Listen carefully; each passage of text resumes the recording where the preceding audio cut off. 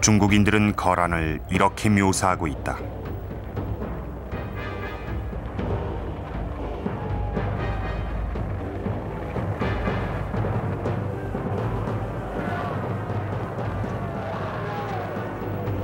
잔혹하고 포악하게 사람을 죽이는 민족, 그들이 거란군이었다.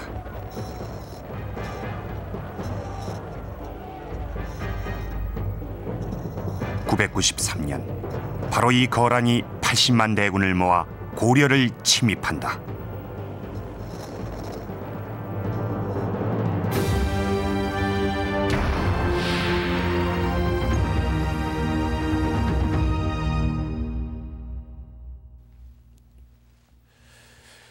거란이라는 말에는 칼이라는 뜻이 포함되어 있을 정도로 중국 역사에서도 거란은 포악하기로 유명합니다. 이런 거란군이 무려 80만이나 고려로 쳐들어왔습니다. 당시 고려는 전국에 있는 병사수를 다 합쳐도 30만에 불과했습니다. 80만 대 30만의 대결이라. 나라를 세운 지 75년 만인 993년, 고려는 국군을 위협당하는 아슬아슬한 위기에 직면한 것입니다. 우리 국사 교과서에는 이 거란의 침입에 서희가 나서서 담판을 해 강동육주를 얻었다고 되어 있습니다. 거란이 침입해온 이 위기에 서희라는 한 개인이 나서서 거란의 80만 대군을 물리쳤을 뿐만 아니라 압록강 일대의 강동육주를 개척했다는 얘기가 됩니다. 자, 이 후대에 만든 서희의 영정입니다. 서희가 어떻게 담판을 했길래 이 거란의 80만 대군을 물리칠 수가 있었을까요? 전쟁을 하겠다고 온 거란군이 그냥 물러갔을 뿐만 아니라 강동육주를 내준 이유는 또 무엇이었을까요? 그 의문을 오늘 이 시간에 풀어보려고 합니다.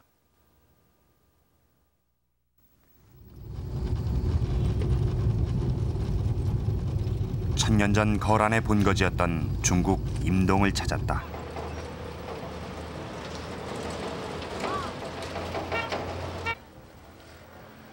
지금은 내몽고 자치구에 속한 중국의 작은 도시. 자전거와 자동차, 그리고 분주하게 움직이는 사람들 속에서 거란의 흔적을 찾기는 힘들다.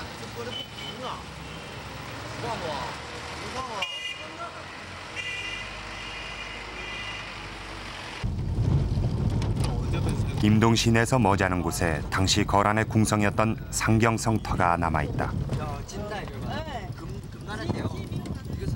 거란이 고려를 침입하던 993년, 당시 거란왕이 살던 이 자리엔 전운이 감돌았다.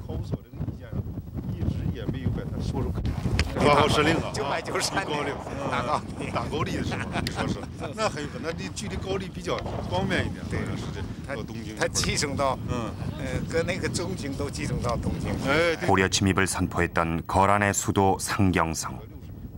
지금은 토성의 흔적만이 군데군데 남아있다.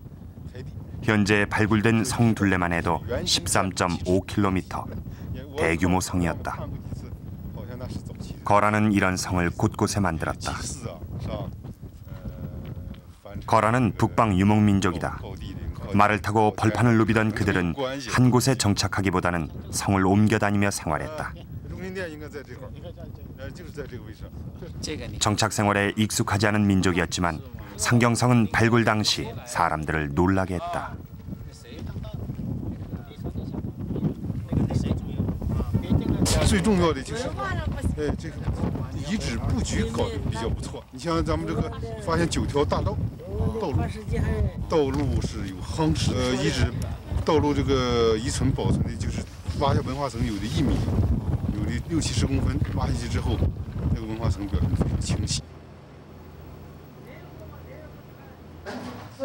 거란의 유물을 볼 수 있는 박물관은 흔하지 않다. 현재 남아있는 거란의 유물이 극소수이기 때문이다.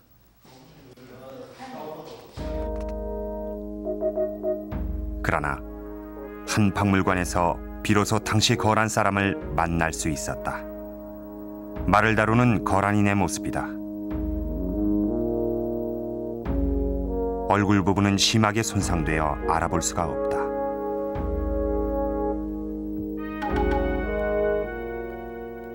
다른 그림에서 거란 사람의 특징을 알 수 있다. 거란 사람들은 머리 모양이 독특하다. 가운데 부분의 머리카락은 다 밀어버리고 양쪽 귀 윗부분만을 남겨 어깨까지 길게 늘어뜨렸다. 이것이 전형적인 거란인의 모습이다. 희귀한 무기도 일부 발견됐다. 거란 상경성에서 발견된 이 무기류는 모두 쇠로 만들어진 것이다. 끝을 날카롭게 해서 사방으로 날을 세운 병기다. 철퇴 종류로 줄을 매달아 사용했던 것으로 보인다. 말을 타고 달리다 목표물을 발견하면 던져서 상대방에게 치명타를 입히는 기마병들의 무기다.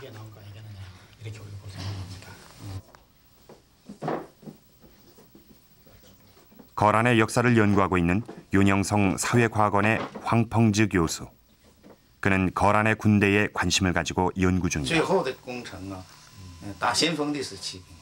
他因为他过去是游牧民族，善于骑射，就继承下来。另外，他也学习一些汉族的一些先进的那些武器啊，制造啊，然后呢，步兵也就上来。 기마민족이었던 거란인들은 특히 말을 다루는 기술이 뛰어났다. 군대도 기병을 중심으로 구성됐다. 거란군은 보통 4개의 부대로 세분화됐다. 부대의 연락을 취하는 전령 기병, 수색대에 해당하는 원탑 난자군, 전방에 서는 선봉군, 그리고 본대로 나뉘어 각기 임무를 달리한 체계적인 군대였다.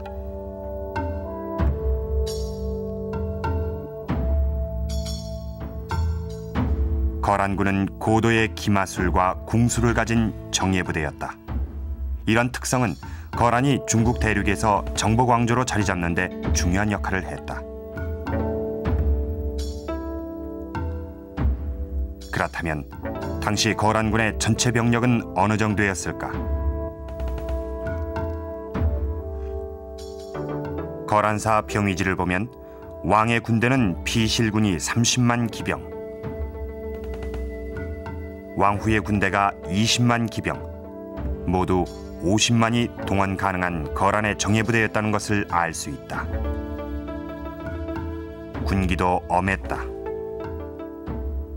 那个辽墓中啊，就是那个耶律璟啊，耶律璟，他那个是非常残暴的，是吧？啊，对部下、对用人、使用人都非常残暴。啊，假如他那个心情不好的时候下班，对。 상경성에서 고려를 침략하기로 결정한 거란군은 요양으로 향한다. 임동에서 자동차로 20시간이 걸리는 요양. 말을 타고 온다면 일주일은 좋게 걸릴 거리다. 요양에서 제일 먼저 눈에 띄는 것은 도시 한가운데 우뚝 선 탑이다.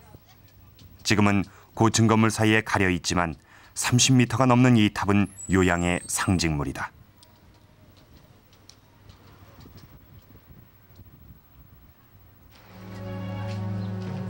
바로 이 탑을 만든 사람들이 거란인들이었다. 그래서 거란탑이라고 불린다. 멀리서 보면 탑이 하얗게 보인다고 해 백탑이라고도 하는 이 탑은 수차례 보수공사를 해서 비교적 당시 모습 그대로 전해진다. 이 탑을 세울 당시만 해도 탑은 요양 어디서든 볼 수 있는 도시의 중심이었다.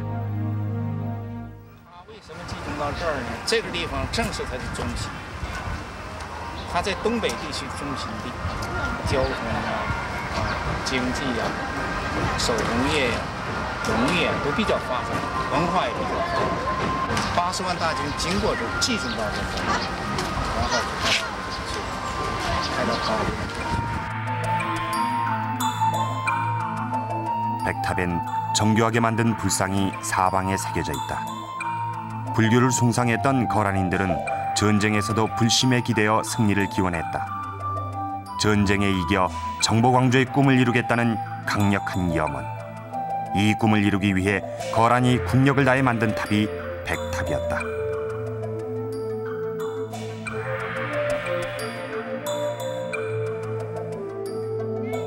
它主要的意思就是它镇压这个地方，就是这个地方有风水，留下来以后呢，那他就这个地方保平安，借助神佛的力量，这个地方保平安，而且巩固他的统治，这个意思。 그래서 거란인들은 전쟁에 나가기 전 이 탑 아래 모여 제사를 지냈다. 고려를 침략하기 위해 모인 80만 대군도 이 탑을 향해 요양 전체에 늘어섰을 것이다. 고려를 정복하게 해달라는 의식을 치르고 전의를 다진 다음 그들은 마침내 출병을 단행한다.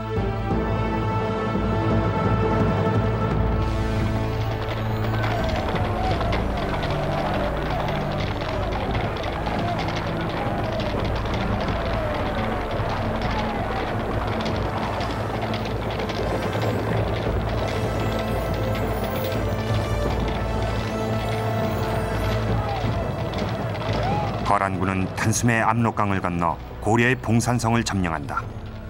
그리고 거란 장수 소손영은 고려에 항복하라는 편지를 보낸다. 80만 대군을 거느리고 왔으니 청천강을 건너와 항복하지 않으면 고려를 섬멸하고 말 것이다. 고려의 국왕과 신하는 속히 항복하라. 건국 이후 고려에 닥친 최대의 위기였다.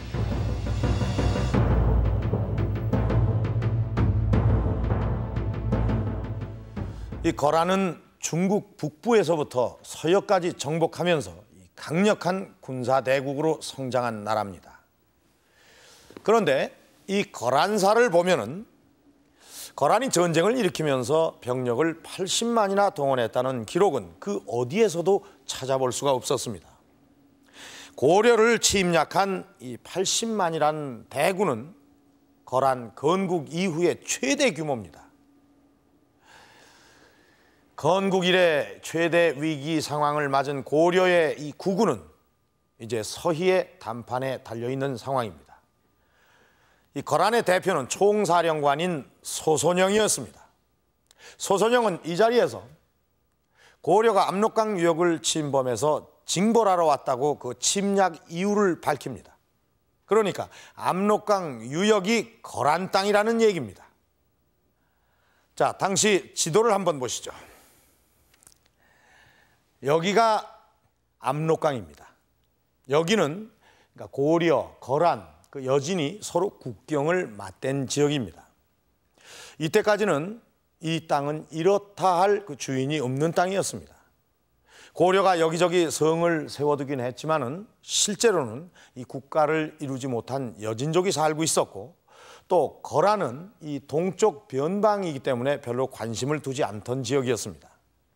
그런데 이 고려를 침범한 이 거란의 소손영은 고려가 이 지역을 침범해서 징벌하러 왔다고 밝힙니다.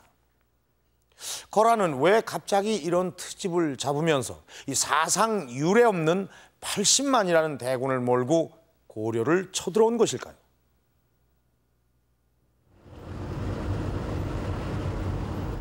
경산시 송백리 태씨 집성촌.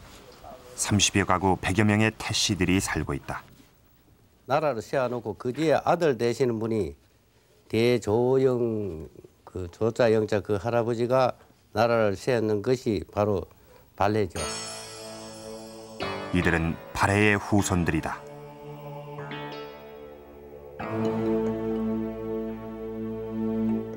우리가 이제 고려 때 인선 왕이 몰락하고 태자로 계신 그 광자 현자 그 세자가 고려의 그 수없는 기반을 모두 들고 망명을 한 게죠. 그래서 그 고려 야화에도 드러 나올 게. 발해가 멸망하고 고려로 망명화 살고 있는 발해인들. 고려와 거란의 관계는 발해와 관련이 있다.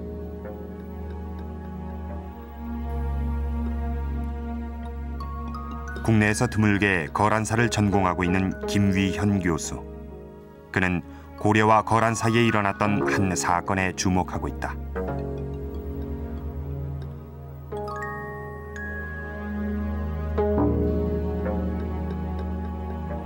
고려 태조 25년, 거란은 고려에 사신을 보낸다. 이때 낙타 50匹를 함께 보내 거란은 고려와 친선을 요구한다.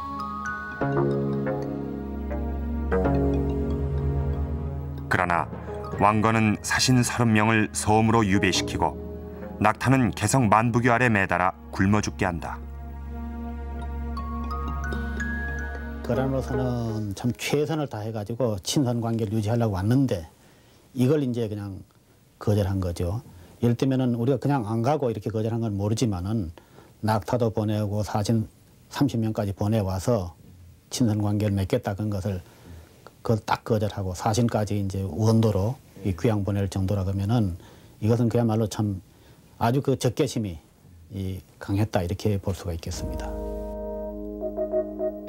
왕건이 이렇게 단환 조치를 한 이유가 고려사에 나와 있다. 거란이 일찍이 발해와 친하게 지냈으나 갑자기 의심을 해서 약속을 어기고 발해를 멸망시켰다. 이것은 아주 무도한 짓이다.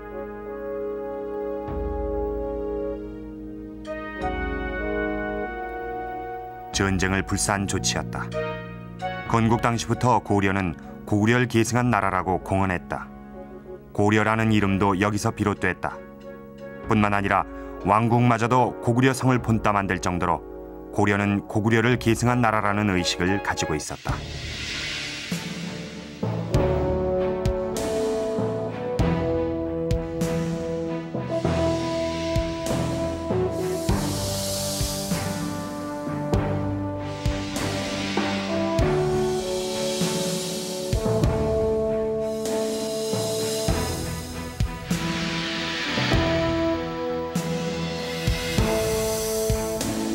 이렇게 수려한 왕궁을 개성에 지었지만 이후에 고려는 고구려의 옛 수도인 평양을 서경으로 정하고 중요하게 여긴다. 고려의 고구려 계승 의식은 북방의 영토를 넓히기 위한 북진 정책으로 이어졌기 때문이다. 발해에 대한 고려의 정책도 북진 정책의 일환이었다. 중국의 한 역사서의 기록을 보면 왕건이 발해와 고려는 혼인관계라고 밝히고 있다. 고려가 발해와 그만큼 가까운 사이였던 것이다. 고려가 고구려를 이제 대신한 나라다. 이렇게 했을 때 발해는 또 고구려를 또 이어받은 나라다. 이렇게 봤을 때에 고려가 고구려의 국왕인 발해를 이걸 다 차지해야 되는 거 아닙니까? 그런데 거기에 이제 거란이 관여하고 거기에 이제 와서 되려 멸망을 시켰으니까 그러니까 자연 그 원수 관계로 맺어질 수밖에 없는 거죠. 발해 멸망 이후 고려는 발해 유민을 적극적으로 받아들인다. 그 가운데는 발해 세자 대광현이 수만 명을 이끌고 고려로 도망오자 고려는 그를 우대하여 왕시성과 이름을 주었다고 한다. 발해 유민 연구를 하고 있는 박옥걸 교수는 당시 고려에 온 발해 유민이 10만 명이 넘었을 것으로 추산하고 있다. 4월 7월에 발해국의 세자 대광현이 무리를 고려 중기쯤에 고려의 인구를 한 200만이라고 이렇게 한 기록들이 있습니다. 그런 점으로 봤을 때 200만 중에서 10만이 넘는 그런 그 많은 숫자가 발해에서 왔다고 본다고 할 것 같으면은 아마 발해의 그런 그 영향이라든가 또 발해인의 그 어떤 역할이라든가 이런 것들이 대단히 중요하지 않았을까 이렇게 생각해 볼 수 있습니다. 고려는 발해 유민을 받아들여서 압록강 근처 변방에 모여 살게 했다. 그들에겐 압록강 일대의 성을 지키는 역할이 주어졌던 것으로 보인다. 고구려의 옛 땅을 되찾으려는 고려의 의지는 압록강가에 20여 개의 성을 쌓을 정도로 강력한 것이었다. 이렇게 적극적으로 북진 정책을 고수하면서 거란에 대해서는 사신을 유배보내고 선물한 낙타를 매달아 죽이는 고려의 조치는 거란을 자극했던 것이다.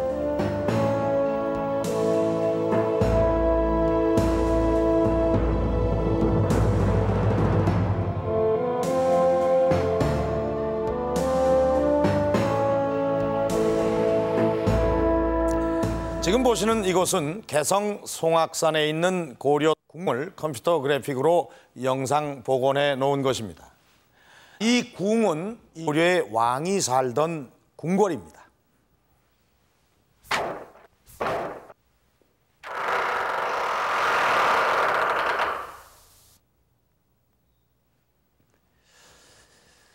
자, 이 궁은 이 남북으로 타원형으로 배치가 되어 있습니다. 이것은 고구려의 영향을 받은 것인데 고려가 고구려를 이어받은 나라라는 그런 의미를 여기서도 엿볼 수가 있습니다. 이 궁에서 고려 성종은 거란의 80만 대군이 침입했다는 소식을 듣게 됩니다. 역사적으로 오랜 원한 관계에 있는 데다가 중국 대륙에서 정복왕조로 자리를 굳힌 거란이 이 막강한 군사력을 앞세워서 고려를 침입하자 고려 왕조는 동요하기 시작합니다. 당시의 상황을 기록한 고려사를 보면은 할, 서경, 이북, 일부 중신들은 할, 서경, 이북, 그러니까 지금의 평양 이북의 땅을 거란에게 떼주자고 얘기합니다. 그리고 또 일부에서는 솔군, 걸항, 왕이 직접 군사를 이끌고 나가서 항복을 하고 빌자는 얘기입니다. 당시의 상황이 얼마나 급박했는지를 알 수 있는 그런 대목입니다.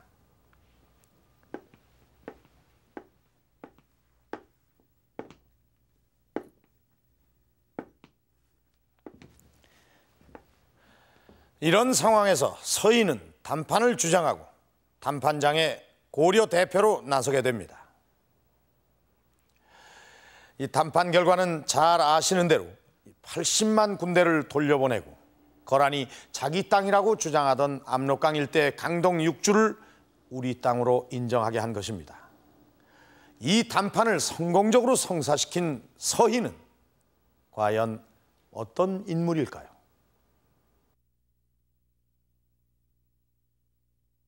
서희의 흔적을 찾기 위해 이천서씨 대종회를 찾았다.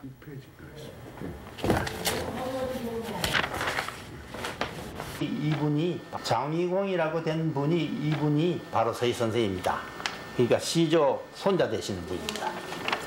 광종 임금 11년 18세 되실 때에 그 각과에 발탁되셨다 그런 기록이 되어 있습니다. 각과라 하면은 과거 보이는데 제1급이 되는 각과입니다. 예. 족보에 따르면 서희는 18의 과거에 급제해 국정을 총괄하는 관청인 광평성 원회량이란 관직에 오른 것으로 기록하고 있다. 관리를 임용하는 새로운 방법이었던 과거 제도를 통해 서희는 관직에 발을 들여놓은 것이다. 998년 57의 나이에 세상을 뜨기 전까지 서희는 관직에 몸담은 것으로 보인다.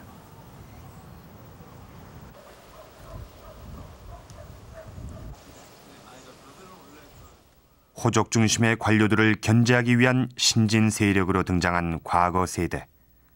그들의 역할은 어떤 것이었을까? 제1차 과거가 광종 9년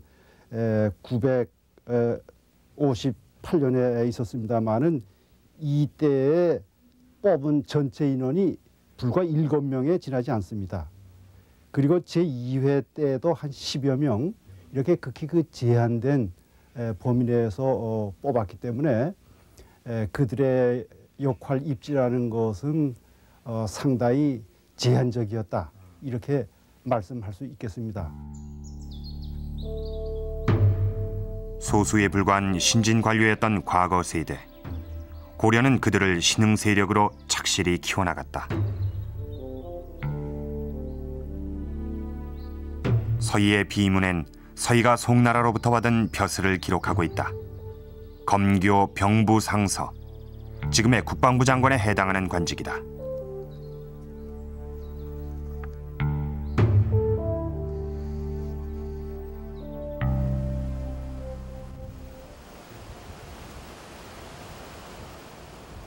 안산시 성곡동 시화공단이 자리 잡은 곳. 멀리 바다가 내려다 보이는 산 위에 당집이 있다. 일명 잿머리 선앙당이라 불리는 곳이다. 이게 저 수로가 이때 바다에 그럼 바다 가에 이제 있었던 거였네요. 네네. 사신을 왕래없이 옛날엔 선앙당 앞까지 바닷물이 들어와 배를 타던 포구였다. 그러나 시화공단 조성으로 매립되면서 옛 모습을 찾아볼 수는 없지만 서희와 관련된 전설이 전해진다. 서희가 송나라의 사신으로 가기 위해 배를 띄웠다가 풍랑이 심해서 돌아온다. 그리고 그때 당시에 주변에 성이 사해져가 그날 밤 서희의 꿈에 신라 경순왕의 왕후와 친정어머니가 나타나 원혼을 달래달라고 하자 서희가 제의를 지낸 것이 그 유래다. 실제로 서희는 32의 나이에 송나라 사신으로 파견된다. 내의시랑이란 요직을 맡고 있을 때였다. 내의시랑은 즉 내의성의 관직이니까 내의성은 왕에 대한 고문이나 자문 역할 내지는 정책 건의 이런 것들을 주로 담당했던 유학자들이 주로 근무했던 그런 관청으로 되어 있습니다. 그 밖에 광평서의 최고의 관청으로 있습니다만 이것은 행정의 총책임을 지는 그런 관청이었으니까 이런 관부의 차관급에 있는 사람들이 대개 파견되었던 것이라고 이야기할 수 있을 것 같습니다. 서희는 송나라에서 극진한 대접을 받았을 뿐만 아니라 명예직이긴 하지만 지금의 국방부 장관에 해당하는 검교 병부상설한 벼슬까지 받는다.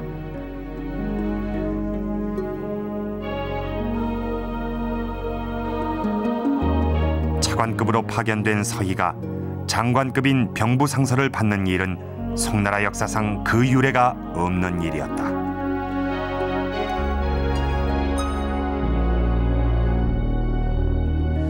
과거 시험을 본 세대였던 서희는 이미 송나라에 사절로 파견된 적이 있었기 때문에 국제관계를 어느 정도 꿰뚫어 보고 있었던 셈입니다.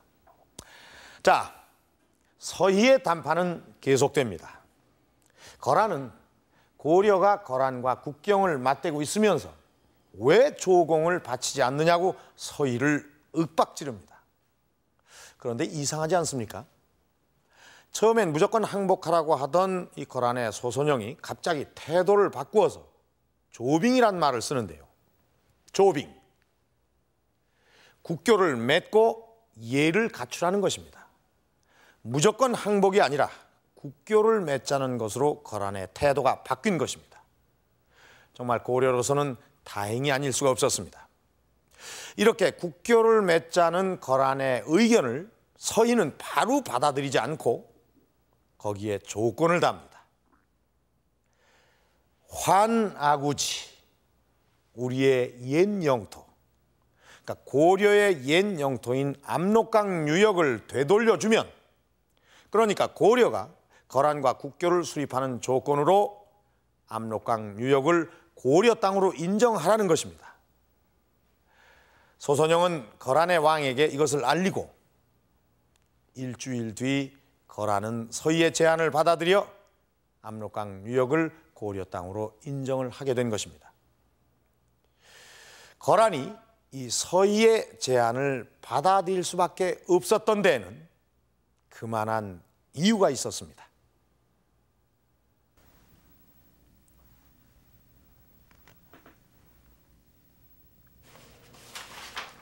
거란과 고려의 전쟁살 연구한 유재성 박사.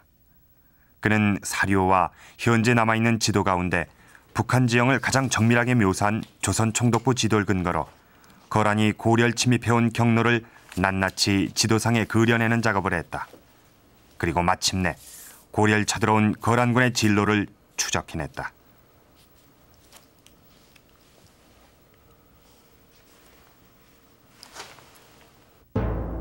거란은 일반적으로 알려진 길을 피해 산을 타고 고려로 진격해 들어왔다. 그리고 박주 일대에서 고려군과 접전을 벌인다.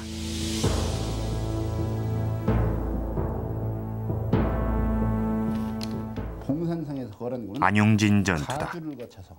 유재성 박사는 단판을 할 수밖에 없었던 이유를 바로 안용진 전투에서 찾고 있다. 이 안용진 전방에 상륙을 했던 것 같습니다. 여기서 이제 대도수와 유방해군이 반격을 하게 됩니다. 이 전투 이후에 거란군은 더 이상 남진할 기도를 포기했다. 그리고 오직 항복만을 재촉했다. 이것이 안용진 전투의 이 성격을 또렷이한 기사라고 보입니다. 근데 거란군이 이제 여기서 거란군이 왜 이 자꾸 화의를 다급하게 독촉을 하느냐. 고려군은 대개 성을 쌓고 성 안에서 전투를 하는 게 일반적이다. 그러나 안용진 전투에서 고려는 통상적인 전술에서 벗어나 성 밖으로 나가 거란군과 맞서 싸웠다. 그 결과 고려와 접전을 벌이던 거란이 봉산성으로 퇴각한다.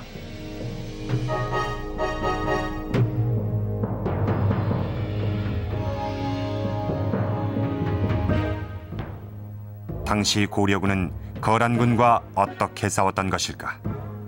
전문가들은 기마병에 맞서 싸워야 했던 고려군대는 검차를 사용했을 것으로 추정한다.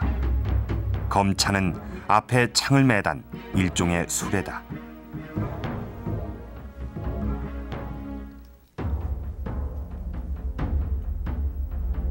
날카로운 창을 앞에 꽂은 검차는 돌격해오는 말을 향해 굴러가면서 기마병의 허를 찌르는 무기다. 말을 향해 공격하는 이 검차는 말을 쓰러뜨리고 무기력화시키기 때문이다. 바로 이 무기가 거란군을 막는 데 결정적인 역할을 했을 것으로 추측해 볼 수 있다.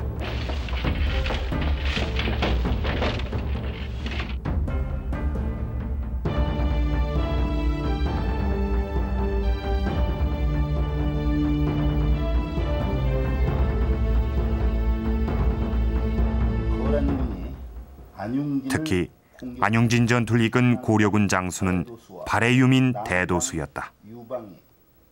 그들과 더불어 싸워 대도수는 발해 세자 대광현의 아들이다. 거란과의 전투에 발해 유민이 대거 참여했다는 사실을 짐작할 수 있다.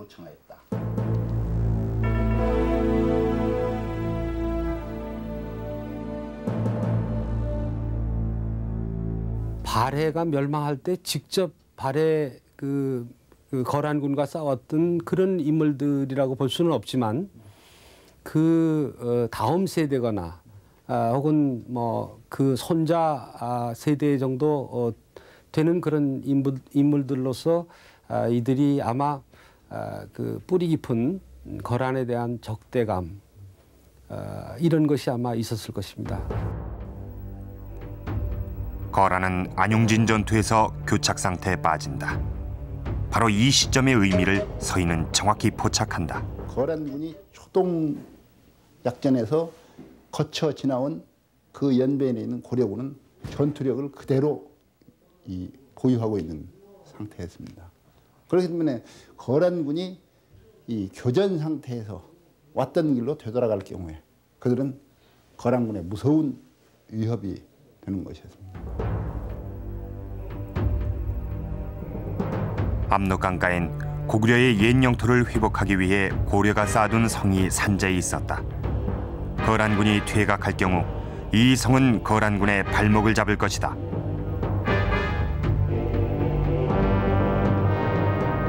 그러나 거란군은 퇴로를 생각하지 않고 이미 고려 땅 깊숙이 들어와 있었던 것이다. 만약 계속해서 거란군이 남진을 하지 못하고 장기전에 들어간다면 거란군은 완전 포위될 위기마저 배제할 수 없는 상황이었다.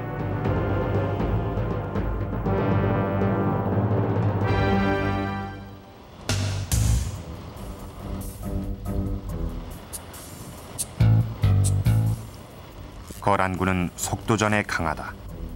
단숨에 수도만 장악하면 전쟁이 끝날 것이라고 믿었다. 그래서 거란군은 무조건 남진에 주력했다.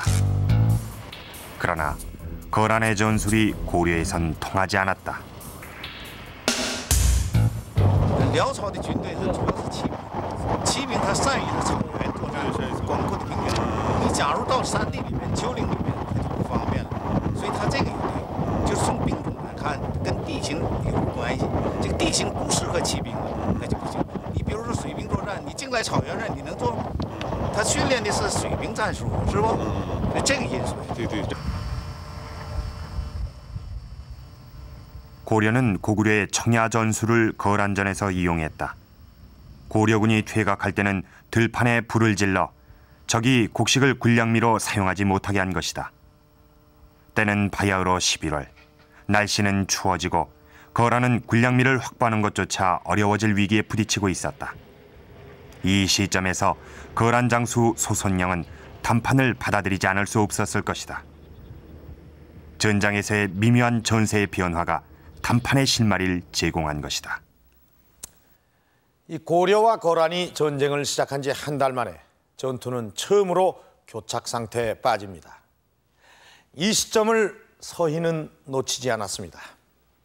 담판 결과 고려는 강동 6주를 확보하게 됩니다. 자, 이 성은 서희의 담판으로 개척한 강동 6주 가운데 하나인 귀주성을 컴퓨터 그래픽으로 영상 복원한 것입니다. 압록강 동쪽에 있는 이 지역은 이때 우리 땅으로 편입이 되면서 지금까지 중국과의 국경선으로 남아 있습니다. 만약 서희가 담판에서 요구하지 않았다면 현재의 한반도와 중국의 국경은 달라졌을지도 모릅니다. 담판 이후 한 가지 눈여겨볼 만한 일이 있는데요. 고려사에는 이런 기록이 있습니다. 타십수, 마백필, 양천두, 금기라환 500필, 낙타가 10마리, 말이 100필, 양이 1000마리, 비단이 500필. 서희와의 담판 이후 거란의 소선영은 이렇게 선물까지 했다는 것입니다. 아무리 전투가 교착 상태였다고는 하지만 거란은 하루아침에 입장을 바꾸었습니다. 뺏으러 온 땅을 고려 것이라고 인정을 하고 담판 이후에 선물까지 한 그 이유는 무엇일까요?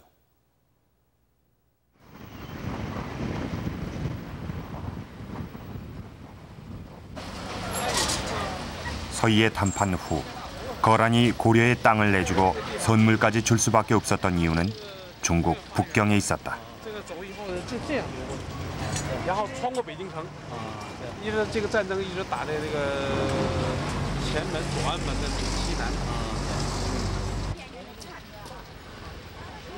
고량강 주변. 이곳은 거란과 송나라가 30년에 걸쳐 싸웠던 역사의 현장이다. 因为现在那边水源已经没有了，已经没有，所以这个状况就是现在能看到的高梁河就保留这一段，就是属于幽州，当时打幽州城的时候是这样过，所以我想这个现在看到高梁河也就这一小段，不可能有别的东西。 북경 일대는 대대로 중국 한족의 땅이었다. 그러나 당나라 말 혼란기에 북경은 거란으로 넘어간다. 당이 멸망하고 중국 한족을 통합한 나라는 송이었다. 송나라는 북경 지역을 회복해 한족의 영토를 되찾고자 했다.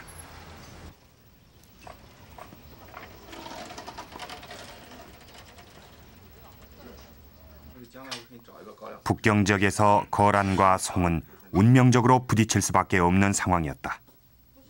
宋太祖就说呢，如果是这个契丹不把这个土地给他赎还，赎买过来，他就拿这个钱呢去募兵，去募兵，募了兵以后，然后呢就用武力给那个收复回来。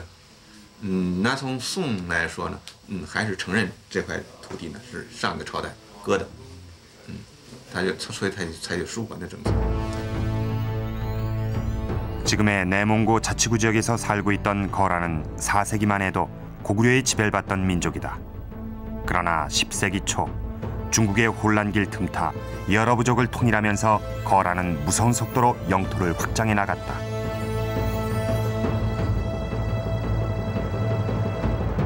이때 중국에서 거란을 견제할 수 있는 세력이 등장한다. 바로 송나라다. 중국 대륙을 장악하려는 거란과 송나라의 충돌은 불가피했고 북경을 중심으로 한 연운 16주가 그들의 전장이었다.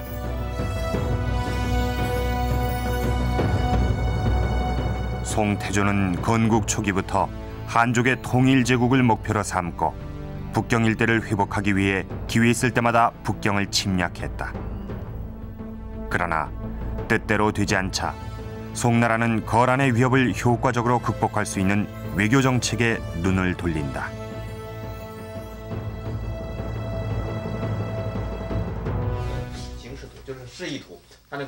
거란과 송나라가 대립하는 상황에서 외교적으로 다른 나라를 이용할 방법을 찾게 된다.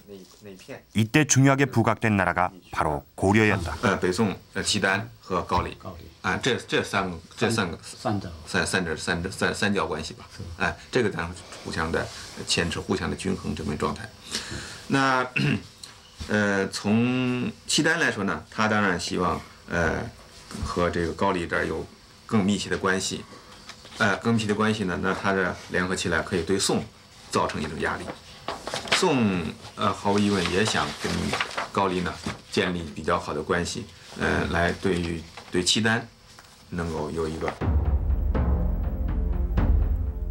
고려가 거란과 관계를 맺는다면 송이 위태로워지고 만일 송과 관계를 맺을 경우 거란은 송나라의 위협을 받게 된다.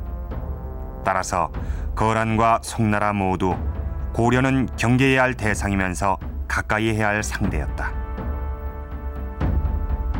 이런 상황에서 고려를 침입한 거란에겐 다른 고민이 있었다.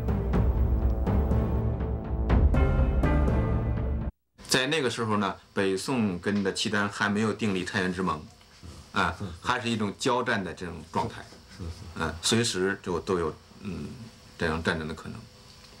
因为这是986年雍熙北伐的时候，还是宋代就是当时派三路大军去攻打辽，这时候辽呢还是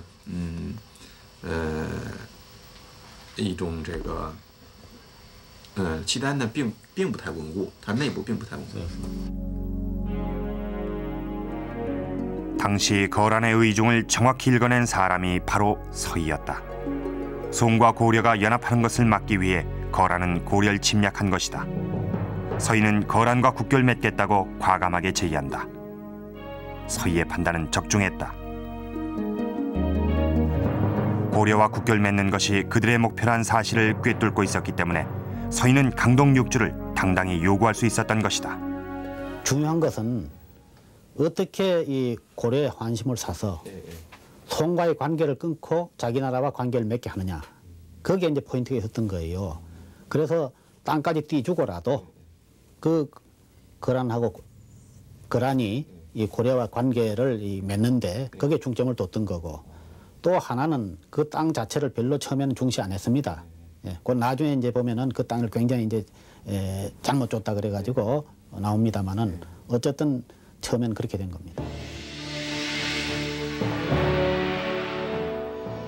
서희의 담판으로 압록강 동쪽 280리 강동 6주는 명실공히 고려의 땅이 됐다. 거란의 80만 대군 앞에서 풍전등화의 위기를 맞았던 고려.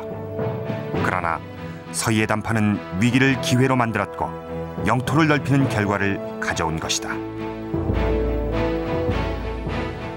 송나라와 거란이 팽팽한 긴장 관계를 유지하고 있는 동안 고려는 중국 대륙의 패권을 좌우하는 중요한 변수였습니다. 고려와 송나라가 돈독해지면 거란이 불안해질 것이고 또 거란과 고려가 친해지면 송나라가 위험에 빠질 것은 뻔한 이치였습니다. 서희는 이런 국제관계를 손바닥 들여다보듯이 훤히 알고 있었던 것입니다. 서희의 탁월함은 이런 정세 파악 능력에 있었던 것입니다.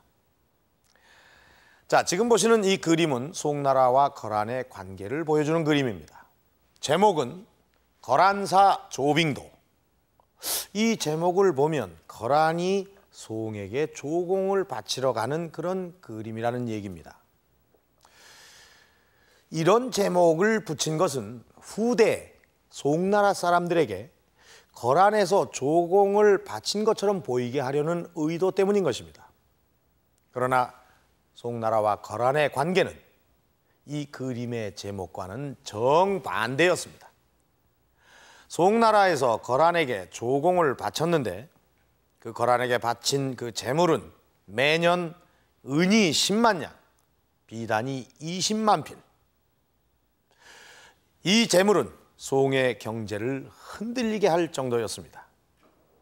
거기다가 거란은 형으로, 송은 아우의 나라로 형제지간을 맺으면서 중국 대륙의 패권은 거란이 차지하게 됩니다. 송과 거란의 관계가 이렇게 자리 잡게 된 이유는 서희의 담판 때문이었습니다. 그렇다면 거란과 국교를 맺은 고려는 송나라와는 완전히 교류를 끊은 것일까요?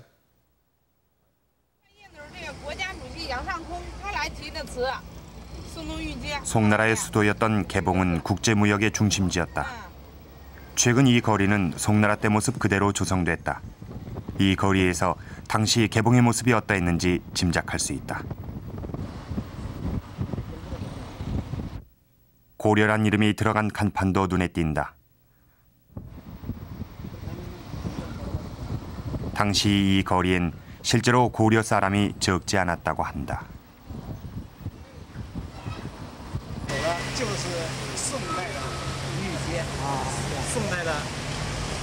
个地方就是宋代的五朝门，就在这儿。当时这个街，这个很宽的，180步，很宽的。 송나라를 찾은 고려인들에게 최고의 관심사는 우수한 송나라의 문화였다. 실제 외국으로 반입이 금지됐던 책과 불경조차 고려론 유입이 될 정도로 송과 고려의 교류는 각별했다. 거란과 국교를 맺고 송과 단교한 뒤에도 고려는 송과 문화 교류를 끊지 않았다.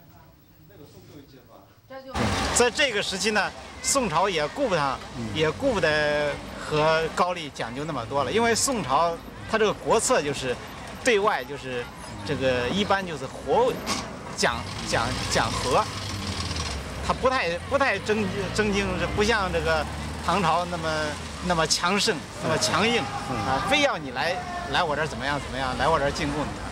所以在这个时期，高丽和宋之间这个关系在表面上看是中断的，实际上民间的还像过去一样。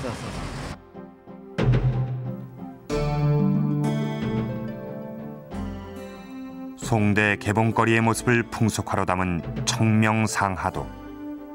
국제무역도시의 이모저모를 엿볼 수 있는 귀중한 자료다. 그림의 길이만 해도 약 12m. 여기엔 당시 개봉거리가 자세히 그려져 있다.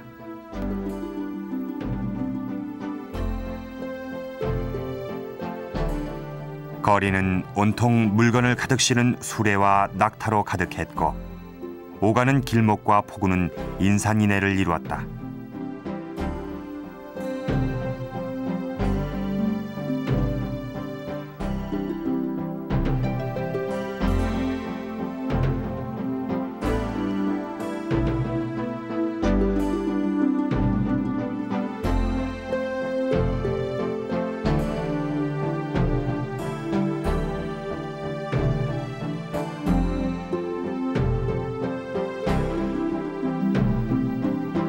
각국의 상인들이 집결하던 저작거리는 활기가 넘쳤다. 특히 송나라는 여기에 고려인을 위한 숙박시설과 편의시설인 고려정을 만들기도 했던 것으로 전한다.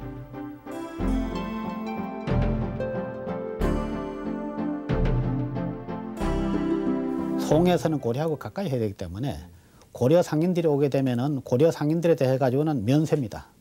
세금 면해줬어요. 그래 가면서 고려하고 가까이 하려고 그랬고요. 그 다음에 이제 그 물건을 갖다 바치면은 큰 나라이기 때문에 대국의 체면 때문에 이제 예, 훨씬 많이 주는 거죠. 뭐 많을 때는 뭐 10배 정도로 이렇게 이제 줍니다. 고려에 특혜를 주면서 송나라는 엄청난 무역 적자를 감수해야 했다. 소동파는 그 피해를 지적하고 고려와의 무역을 끊자는 상소문을 왕에게 올리기도 했다. 고려가 정치적으로는 거란과 관계를 맺으면서 송과는 무역으로 이득을 보고 송나라엔 아무런 도움이 되지 않기 때문이란 내용이었다.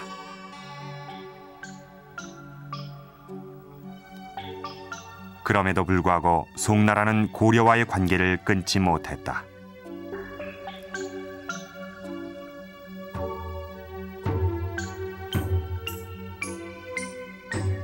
오히려 고려의 사신을 조공사에서 국신사로 승격시킨다. 고려와의 관계를 유지하기 위한 송나라의 불가피한 선택이었다. 实际上就是国书，现在就说是带着国书，大使来了递交国书。啊，这个国信实际上也就是从这个意思上发展过来的。啊，它代表是国家的正式使团。朝贡使呢，你正式的我也可以称为朝贡使人，你民间的使臣来了，也可以称为朝贡使。 서희의 담판 후 고려는 송나라를 외국의 국제적인 문물을 받아들이는 창구로 이용했다. 특히 고려와의 국교 단절이란 극한 상황은 송나라가 고려를 더 극진하게 대접하는 계기가 됐다. 송나라 입장에서는 무역만이 고려와 관계를 유지할 수 있는 유일한 방법이었기 때문이다. 송과의 단교. 그러나 고려는 송으로부터 잃은 것이 없었다.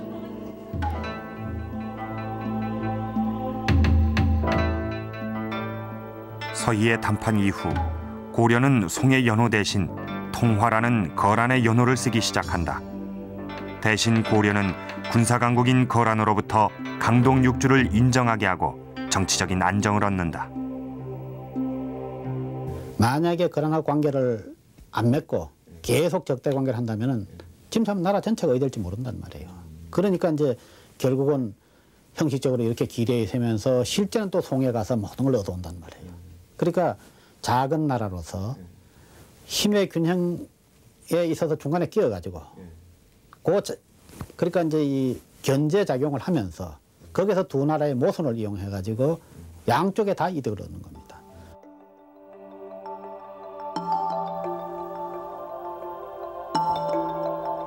조선시대 한족 대신 오랑캐인 거란과 국교를 맺은 서희를 조선의 사대부들은 어떻게 평가하고 있을까? 조선왕조실록에도 서희에 대한 기록이 나온다. 거란 소손영과 서희의 담판을 정확하게 묘사하고 있다.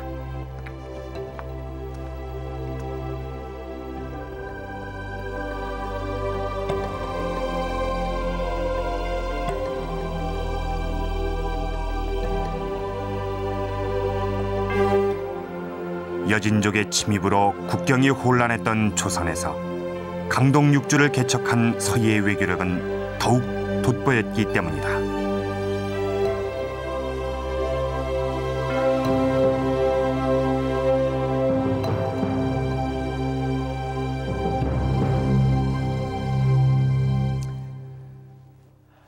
이것은 조선시대 이 사대부 자제들이 조정의 벼슬을 익히기 위해서 하던 이 벼슬 놀이판입니다.